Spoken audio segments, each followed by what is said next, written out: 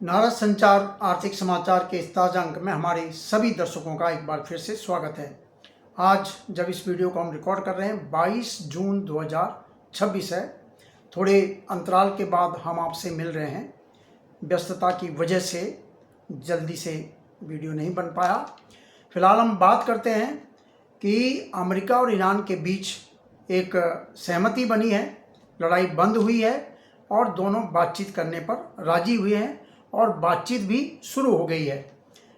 दोनों के बीच में 14 बिंदुओं पर सहमति बनी है कि हम ये काम करेंगे, उस पर बातचीत करेंगे, उसका पूरा उस पर विस्तृत बातचीत होगी, उसके बाद पक्का समझौता होगा। तो ये सहमति बनना ही जो है पूरी दुनिया के लिए एक राहत वाली खबर आई है। पूरी दुनिया में इससे महंगाई पर जो लगातार कच्चे तेल के दाम बढ़ रहे थे उस पर अंकुश लगा है। कच्चे तेल के दाम एकदम नीचे आए हैं। रासायनिक खाद, यूरिया और तमाम जो फर्टिलाइज़र होते हैं उनके दाम भी बढ़ रहे थे, उस पर भी थोड़ा अंकुश लगा है। और सबसे बड़ी बात की जो आपूर्ति है कच्चे तेल और गैस, LNG, LPG, जो गैस के कंटेनर वहाँ तमाम फंसे हुए थे वो भी निकलने शुरू हुए हैं। बीच में ये भी खबर आई थी कि भाई ईरान ने फिर से हॉर्मुज़ बंद कर दिया है, लेकिन जो नई खबर आई है कि दोनों के बीच में आमने सामने बात हुई है। कई सालों के बाद अमेरिका और ईरान के लोग आपस में बैठकर आमने सामने बात कर रहे हैं। हमें जो ये रिपोर्टें मिली हैं CNN और दूसरी तमाम एजेंसियों से ये रिपोर्ट है, जिसमें JD वेंस जो अमेरिका के उपराष्ट्रपति हैं उन्होंने कहा है कि बातचीत में अच्छी प्रगति हुई है, बहुत अच्छी बातचीत हुई है। हालांकि ईरान की तरफ से एकदम कोई ऐसा स्टेटमेंट नहीं आया, ना नेगेटिव ना पॉजिटिव। और ये जो बातचीत है इसके बारे में पाकिस्तान और कतर, जो कि ईरान और अमेरिका के बीच में मध्यस्थता में दोनों को आमने सामने लाने में जिनकी बड़ी भूमिका रही है, उन्होंने भी कहा है कि अमेरिका और ईरान ने बातचीत में उत्साहवर्धक प्रगति की है। ये तमाम रिपोर्टें जो हमें प्राप्त हो रही है उसके आधार पर हम ये बता रहे हैं। और पहले दिन जो ये हाई लेवल मीटिंग हुई है ईरान और अमेरिका के बीच में, उसमें ये सहमति बनी है कि भाई हाँ भी 60 दिन के अंदर बातचीत हो जाएगी और जो समझौता है उसको अंतिम रूप दे दिया जाएगा। तो ये MOU में कहा गया कि हम 60 दिन के अंदर इस MOU को समझौते में तब्दील करेंगे। तो उसमें 14 बिंदु हैं। तमाम समाचार पत्रों में भी वो 14 बिंदु क्या क्या हैं समाचार पत्रों में भी आ रहा है और TV चैनल भी लगातार बताते हैं, और हम भी इसके बारे में आपको बाद में थोड़ा बताएंगे। फिलहाल हम ये बताते हैं कि भारत में इस खबर का क्या असर हुआ है कि भाई ईरान और अमेरिका के बीच में सहमति बनी है, समझौते पर बातचीत कर रहे हैं।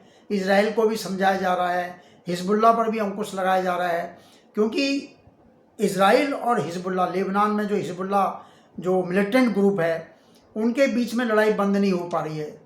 किसी न किसी बात को लेकर वहाँ जो है बमबारी शुरू हो जाती है। हिजबुल्लाह कहता है इजराइल की तरफ से पहल हुई है, इजराइल कहता है हिजबुल्लाह ने उनके सैनिकों पर आक्रमण किया है। तो अमेरिका ने ईरान को कहा है कि भैया आप हिजबुल्लाह को समझाइए।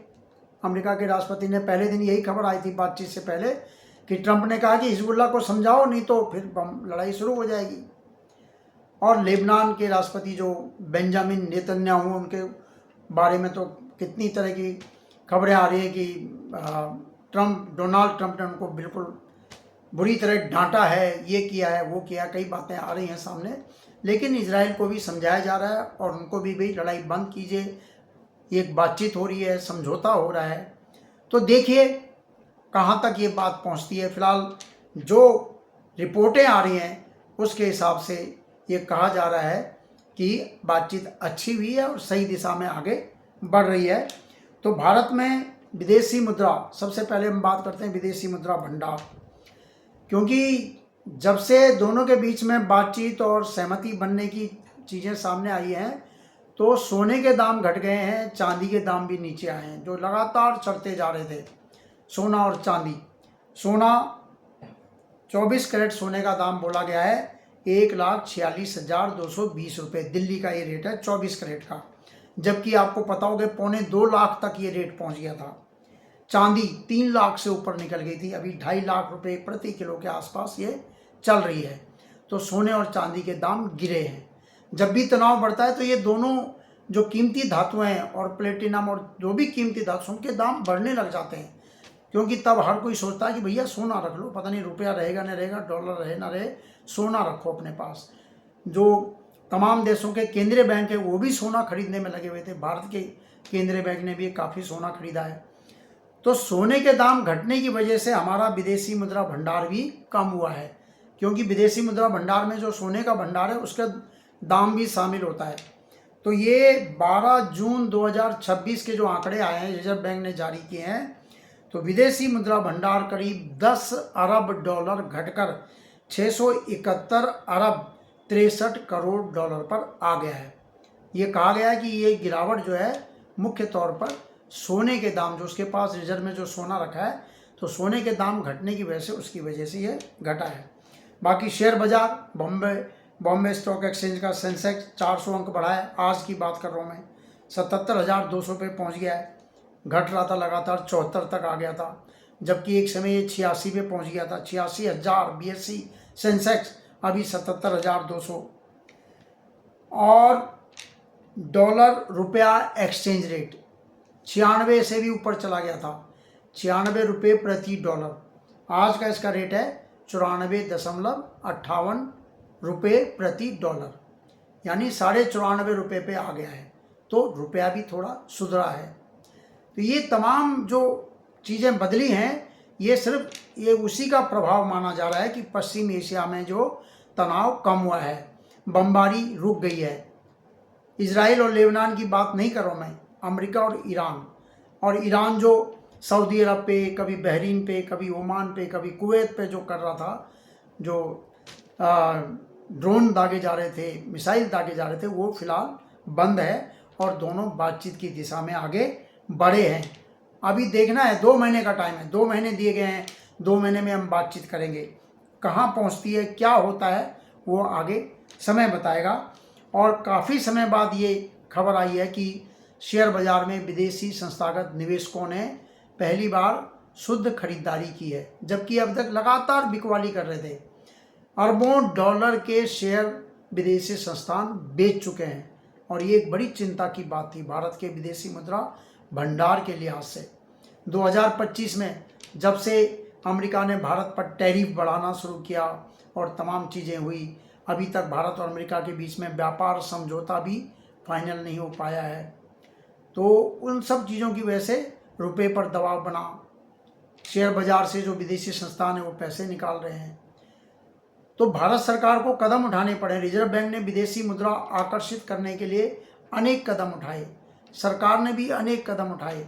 अभी तक जो विदेशी NRI और दूसरे इंडियन सिटीजन थे उनको सीधे भारत में बाजार में निवेश करने की अनुमति थी। अब विदेशियों जो बाहर व्यक्तिगत लोग हैं उनको भी जो है भारत में शेयर बाजार में इक्विटी खरीदने का जो है मौका, बिना किसी सेबी के पास पंजीकरण कराने की भी ज़रूरत नहीं है।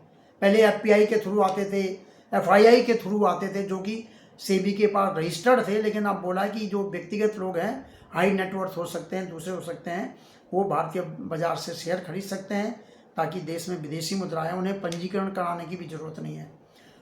कितने शेयर खरीद सकते हैं उसकी मात्रा भी बढ़ा दी गई है। भारत सरकार की प्रतिभूतियां खरीद सकते हैं, गवर्नमेंट सिक्योरिटीज़ जो बॉन्ड होते हैं एक तरह के, उस पर ब्याज मिलता है। तो जो ब्याज की आय होगी उस पर टैक्स जो लगेगा उससे भी छूट दी गई है। तमाम कदम उठाए गए हैं, तो इनके सकारात्मक परिणाम मिलने की उम्मीद की जा रही है। और भी उपाय सरकार करेगी आने वाले समय में। तो डॉलर रुपए पर इसका असर पड़ रहा है, शेयर बाजार पर इसका असर पड़ रहा है, और तमाम चीज़ें जो महंगाई बढ़ रही थी, कच्चा तेल जब तनाव बना हुआ था, लड़ाई जारी थी, कच्चा तेल नहीं आ पा रहा था, जो हमारा फारस की खाड़ी में तमाम जो अरब देश हैं, सऊदी अरब है, कुवैत है, ओमान है, बहरीन है, वहाँ से तमाम जो कच्चा तेल आता था वो नहीं आ पा रहा था, दूसरी जगह से लेना पड़ रहा था, दाम ऊंचे थे, महंगाई बढ़ रही थी। मई में जो खुदरा मूल्य सूचकांक आधारित मुद्रास्फीति है वो करीब 4%, 3.93% पर पहुंच गई थी। हालांकि अभी 4% के करीब है, 4 से ऊपर नहीं निकली है। रिजर्व बैंक ने कहा है कि 4% तक अगर महंगाई रहती है तो वो वहनीय है, ज़्यादा चिंता वाली बात नहीं है।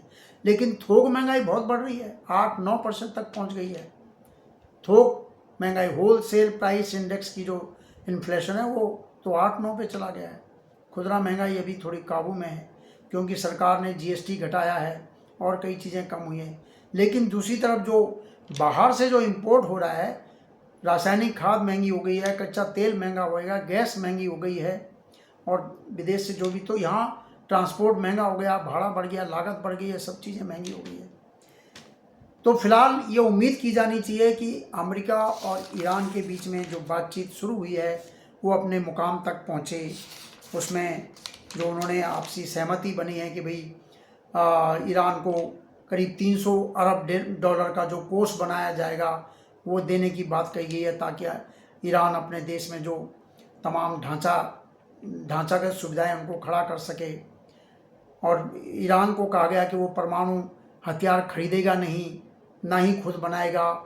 इस तरह की सहमति बनी है। 14 बिंदु हैं वो तमाम चीज़ें, जैसे पहला है कि सभी मोर्चों पर लड़ाई तुरंत बंद होनी चाहिए। इसमें लेबनान का भी ईरान ने कहा कि लेबनान के मोर्चे पर भी बंद होनी चाहिए। अमेरिका ईरान एक दूसरे की संप्रभुता और क्षेत्रीय अखंडता का सम्मान करेंगे, आंतरिक मामलों में हस्तक्षेप नहीं करेंगे। ये वो 14 बिंदु हैं जो दोनों के बीच में सहमति बनी कि भाई ये होना चाहिए।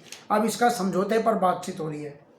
ज़्यादा से ज़्यादा 60 दिन में दोनों देश अंतिम समझौता उसको अंतिम रूप देंगे, जो फाइनल जो एग्रीमेंट होगा।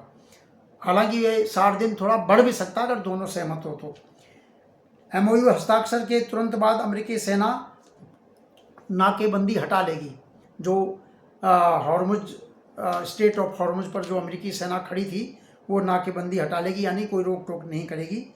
ये जैसे ही एमओयू पर हस्ताक्षर हो चुके हैं तो वो नाकेबंदी भी हट रही है या हट गई है, क्योंकि वहाँ से जहाज़ निकल रहे हैं। और हॉर्मुज से जहाज़ों का आवागमन लड़ाई से पहले की स्थिति में पहुँच जाएगा, यानी ईरान भी नहीं रोकेगा, अमेरिका भी नहीं रोकेगा। इस पर भी सहमति बनी है। अंतिम समझौता होने के 30 दिन में अमेरिका ईरान के आसपास जो भी उसकी सेनाएं हैं वो वहाँ से हटा लेगा। हस्ताक्षर होने के बाद एमओयू पर हस्ताक्षर, फाइनल की नहीं, एमओयू की बात हो रही थी। एमओयू पर हस्ताक्षर के बाद ईरान वाणिज्यिक वाहनों की सुरक्षित निकासी की व्यवस्था करेगा। जो भी जहाज वहाँ फंसे पड़े हैं, तेल के हैं, खाद के हैं, रासायनिक खाद के, सामान के हैं, माल के, उनको सुरक्षित निकासी की सुविधा देगा।